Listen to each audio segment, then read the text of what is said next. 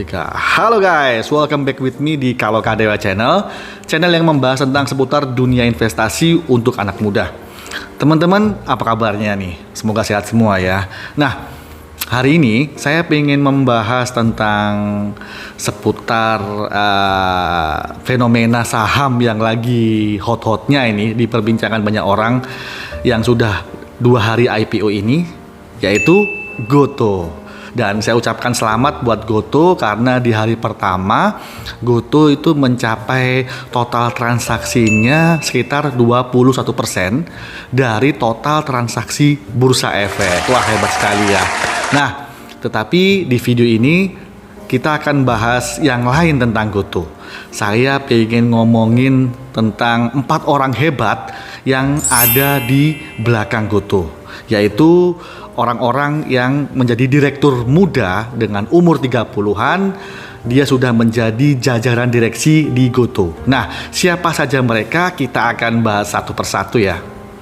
Nah, kalau kita ngomongin tentang direktur suatu perusahaan atau pemimpin perusahaan, yang terlintas di pikiran kita adalah pasti orangnya pintar, kemudian bisa mengelola atau memanajemen suatu perusahaan dan bertanggung jawab terhadap suatu perusahaan tersebut. Dan biasanya direktur itu sudah berusia 50 tahun, 60 tahun atau mungkin 70 tahun ke atas, ya kan? Tetapi berbeda sekali dengan Gotoh ini. Saya melihat di prospektusnya yang kurang lebih sekitar 960-an halaman, itu ternyata banyak orang-orang hebat yang ada di belakang Gotoh. Misalnya ada Pak Garibaldi Thohir atau Pak Boy Thohir, yang kita tahu bahwa beliau adalah pengusaha batubara yang sudah berpengalaman. Kemudian kita juga tahu namanya Pak Wisnu Tama, dan kita juga tahu yaitu Pak William Tanuwijaya, dan juga orang-orang lain yang masih banyak yang hebat-hebat dalam Gotoh ini. Nah, cuma di video ini saya pengen membahas 4 orang direktur muda yang mana pasti usianya juga masih 30-an ya, kita sebut muda, yang sudah berhasil menjadi direktur di Gotoh ini. Nah, pastinya mereka bukan orang sembarangan. Mereka punya skill, mereka punya pengetahuan, dan harapan saya di video ini kita bisa mengambil pelajaran dari kisah sukses mereka. Oke, kita akan bahas satu persatu. Kita mulai dari direktur utama, yaitu Pak Andri Sulistyo. Saya akan coba bacakan dari prospektusnya. Nah, di sini disebutkan bahwa Pak Andri Sulistyo itu menjabat sebagai direktur utama, CEO ataupun juga co-founder. Dan dia adalah warga negara Indonesia yang lahir pada tahun 1983. Dia bergabung pada tahun 2015 sebagai direktur utama emiten. Berhasil memimpin penggalangan dana lebih dari 5 miliar US dollar dari Telkomsel, Google, kemudian Tencent, Astra, Visa, dan lain-lain. Kemudian selama menjabat sebagai CEO dari 2019 ke 2021 berhasil memperluas bisnis pembayaran dan juga jasa keuangan. Selain itu, Andre juga menjabat sebagai Kepala Badan Pengembangan Ekosistem Ekonomi Digital Kamar Dagang dan Industri Indonesia tahun 2021 sampai dengan 2026. Sebelum bergabung dalam Gojek atau Gotoh, Andre adalah Direktur Eksekutif PT Northstar Group, perusahaan dan ekuitas swasta terkemuka di Asia Tenggara pada tahun 2008 sampai 2016.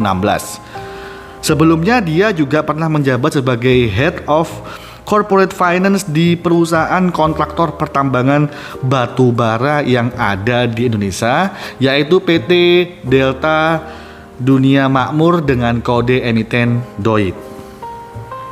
Background pendidikan adalah Bachelor of Science Information Technology dari University of Technology Sydney, dan dia juga masuk dalam daftar Bloomberg 50. Oke, nah dari sini kita bisa tahu bahwa Andri Sulistyo ini usianya sekarang baru 39 tahun. Berarti bisa dianggap masih muda. Dan sebagai direktur utama, pasti beliau bisa mempunyai pengalaman dan jam terbang yang tinggi ya, karena kita bisa tahu bahwa sebelumnya dia juga punya pengalaman hebat di perusahaan-perusahaan yang sebelumnya, dan kemudian dia juga masuk dalam Bloomberg 50 ya, berarti dia diakui oleh majalah Bloomberg sekali Bloomberg gitu loh. Dan beliau juga punya background pendidikan yang bagus, yaitu di University dari Sydney. Oke, dari sini kita bisa mengambil suatu pelajaran bahwa kita harus punya semangat juang yang keras. Kita harus masih muda, kita harus berjuang keras. Tetapi teman-teman juga jangan terlalu minder bahwa wah, saya kan kuliah di dalam negeri, saya kan cuman kuliah tidak kuliah di luar negeri. Tetapi lihatlah teman-teman, banyak kok orang-orang yang sukses di Indonesia ini yang tidak pernah kuliah di luar negeri. Sebut saja orang terkaya di saham Indonesia, triliuner saham, ya kan, namanya Pak Loh Keng Hong. Dia juga tidak pernah kuliah di luar negeri. Dia dulu mengawali karirnya mulai dari lulusan SMA, kemudian dia bekerja di suatu bank. Nah, sambil dia bekerja di suatu bank, kemudian dia mengambil kuliah malam harinya, yang mana universitasnya itu universitas swasta yang kecil yang ada di Jakarta. Tetapi teman-teman bisa tahu sekarang, beliau hanya kuliah swasta, kecil dan tidak terkenal, tetapi sekarang dia menjadi orang yang terkaya di wilayah saham ya. Dia menjadi triliuner saham. Nah, berarti kita yang mempunyai background kuliah di Indonesia tetap harus semangat, tetap harus maju, karena suatu saat siapa tahu kita akan menjadi orang yang sukses seperti Pak Andri dan juga Pak Loh Keng Hong. Kita akan bahas direktur muda yang nomor 2, yaitu Kevin Brian Alwi. Saya akan coba bacakan di prospektusnya. Kevin Brian Alwi yang menjabat sebagai direktur dan co-founder lahir pada tahun 1986. Sebelum di Gojek, Kevin menjadi Head of Business Intelligence di Zalora Indonesia pada tahun 2012 sampai 2014. Dan juga pernah menjadi Investment Banking Analyst di Salem Partner LLC di tahun 2010. Kevin memperoleh gelar Bachelor of Science di bidang Corporate Finance dari University Southern California. Oke, sekarang kita bahas nomor 3, direktur yang juga masih muda, perempuan, yang bernama Melissa Siska Juminto. Melissa Siska Juminto sebagai Direktur dan Chief of Human Resources Officer, lahir pada tahun 1988. Kemudian Melissa menjabat sebagai Direktur dan Chief of Human Resources Officer sejak tahun 2021. Melissa menjabat sebagai Chief Operating Officer di Tokopedia sejak tahun 2018. Melissa memperoleh gelar Bachelor of Art di bidang Accounting dan Information System dari University of Washington, Amerika Serikat pada tahun 2010. Nah, dari sini kita tahu bahwa ternyata Kevin usianya saat ini tuh 36 tahun. Dan Melissa itu usianya bahkan lebih muda, yaitu 32 tahun. Yang mana mereka sudah menjadi direktur di usia yang sangat muda. Wah, saya sangat salut sekali ya. Mereka bisa menjadi direktur di perusahaan yang besar seperti GoTo ini. Dan saya yakin mereka adalah orang-orang yang pintar, orang-orang yang hebat, dan mereka juga punya kemampuan mahir di satu bidang. Saya jadi teringat nasihat Jack Ma bahwa before 30 you have to be a good student. Before 30 you have follow your a good boss. And 30 to 40 you have to decide you have working for yourself. Jadi artinya adalah sebelum usia 20 Anda harus menjadi seorang siswa yang bagus.